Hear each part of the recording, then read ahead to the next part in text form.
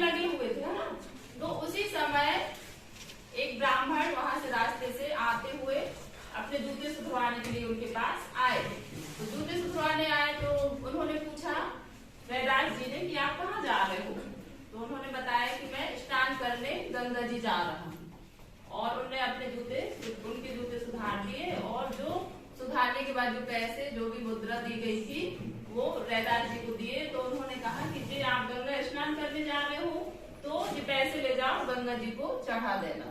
यहाँ से निकले तो उन्होंने कहा कि यह मुद्रा ले जाइए और गंगा जी को चढ़ा दीजिए, ठीक है।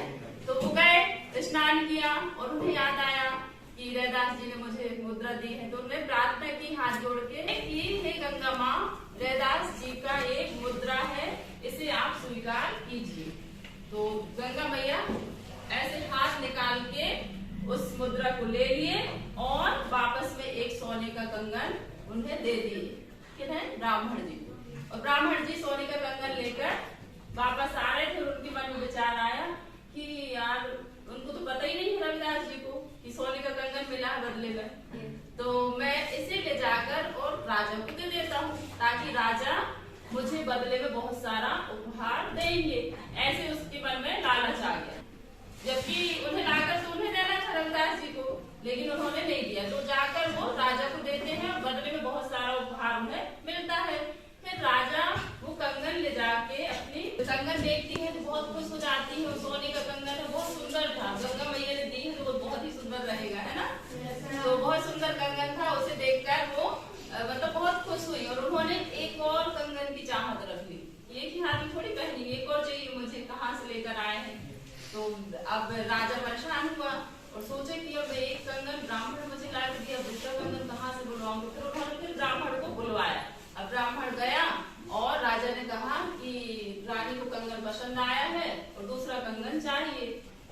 तो अब ब्राह्मण बहुत परेशान हो गया क्योंकि उसने बिना बताए ही लाकर राजा को दे दिया था, जबकि उन्हें तो रविदास जी को देना था कंगन ले जाकर में ही मिला था वो, ठीक है। तो अब वो परेशान होकर फिर रविदास जी के पास गए। तो रविदास जी ने बहुत जिनका दिल बड़ा रहता है वो बहुत ही अच्छे महापुरुष थे, तभी तो उनका नाम अमर हुआ। बोले आप परेशान मत होइए। उन्होंने कहा अगर आप, राजा ने बोला था कि अगर आप कंगन लाकर नहीं देते तो आपको कुछ भी सजा इसकी भुगतनी पड़ेगी, कुछ तो सजा मिलेगी, ऐसा उनको धमकी दे दिए। तो वो फिर परेशान होकर किसके पास गए? रविदास जी के पास गए और उनसे फिर पूरी सच्चाई बताई कि ऐसा ऐसा हुआ था कि मैं, आपने जो मुद्रा दी थी, आपने जो पैसे दिए थे, मैं गंगा मैया को मतलब चढ़ाया तो उन्होंने मुझे एक कंगन दिया और वो कंगन ले जाकर मैंने किसे दे दिया? राजा को। बदले बहुत सारा उपहार ले, लेकिन अब राजा ने रानी को वो कंगन दे दिए और रानी को वो कंगन बहुत पसंद आया, रानी को एक और कंगन चाहिए। तो फिर रविदास जी ने कहा कि आप चिंतित ना हो, मैं फिर से प्रार्थना करता हूँ गंगा मैया से। तो रविदास जी के पास जो चमड़े को जो भिगाते हैं ना, ऐसा गोल कुआं जैसा था, कुआं जैसा, उसमें चमड़े को भिगाने के लिए पानी और वो चमड़ा भीगते रहता था। वो बहुत ज्यादा मतलब उसे गलाते थे, ऐसा कुआं जैसा बना के जिसे कहते हैं कठौती, यानी उस कठौती में भिगा देते थे डाल के और वो फिर बहुत दिन तक पकाते थे उसको, फिर सुखाते थे और सुखाने के बाद फिर उसे काट के और जूते बनाए जाते थे। जूते में पॉलिश कर देते हैं। जो जूते बनते हैं ना ये बाटा वाले, ये सब किससे बनाए जाते हैं?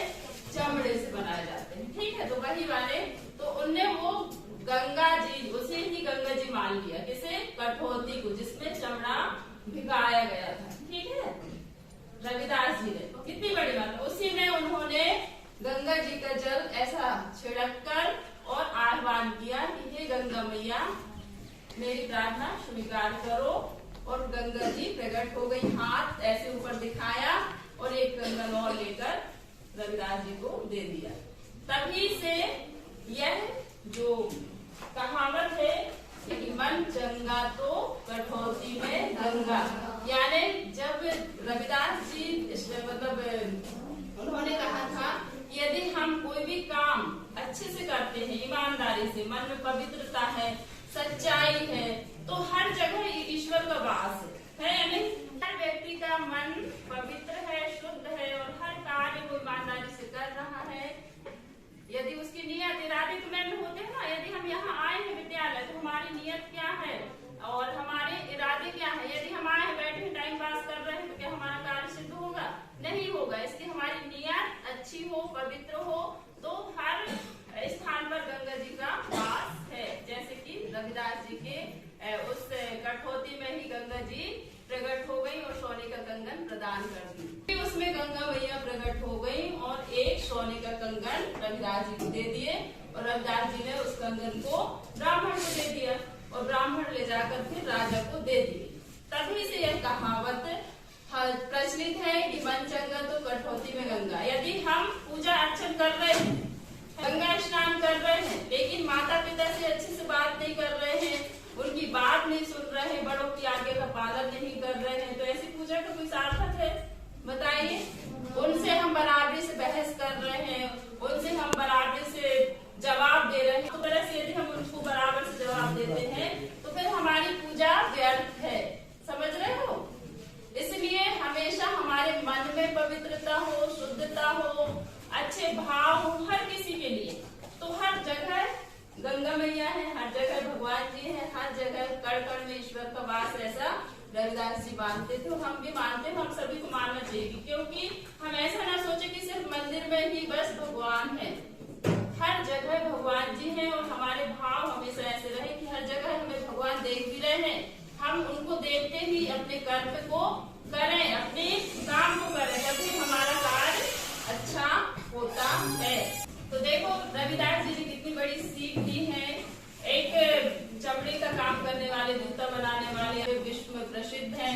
इनके बहुत सारे दोहे हैं, बहुत सारे। रोक लेना एक मिनट, एक दोहा। मन ही पूजा मन ही धूप, मन ही सेऊ सहज स्वरूप, या अर्थात निर्मल मन में ही पूजा। यदि उस मन में किसी के प्रति बैर भाव नहीं है, कोई लालच या दुख नहीं है, तो ऐसा मन ही मंदिर है, दीप है और धूप है। ऐसे मन में ही असली भगवान होते हैं। देखिए कितनी अच्छी बात कही है भगवान रविदास जी ही हैं कि उन्होंने कहा कि यदि हमारे मन में किसी के लिए बैर नहीं है, लालच नहीं है, किसी प्रकार का क्रोध नहीं है, किसी प्रकार की कोई बुराई नहीं है, तो ऐसे मन में ही सब कुछ है। ऐसे मन में ही तो ईश्वर का वास रहेगा ना। वही दीप जलेगा, वही धूप रहेगी, वही जल, वही सब कुछ, पवित्रता, अच्छाई, सब कुछ, और ईश्वर का वास भी रहेगा कि नहीं? और यदि हमारे मन में छल, कपट, द्वेष, ईर्ष्या, इस तरह के भाव हैं, तो फिर ऐसे में कहाँ हमें कुछ मिलने वाला है। समझ रहे हो? आपस में हम सभी एक दूसरे का सहयोग करें, आगे बढ़ाने में मदद करें और अच्छे भाव से पढ़ाई को भी करें। हर चीज आसान है और आप सब कुछ कर सकते हैं। इस लाइन का क्या लिखा है? मन चंगा तो कठौती में गंगा। यदि व्यक्ति का मन शुद्ध है, किसी काम को करने की उसकी नियत अच्छी है, तो उसका हर कार्य गंगा के समान पवित्र है। ठीक है? तो ऐसे हमारे भाव हो बेटा, सभी के अच्छे हो, पवित्र हो। ठीक है? यही हमारा आशीर्वाद है, ईश्वर से भी यही दुआ है आप सभी खूब अच्छे बच्चे बने और आप अच्छी मेहनत करें, ईमानदार हर चीज में। ठीक है? बहुत बहुत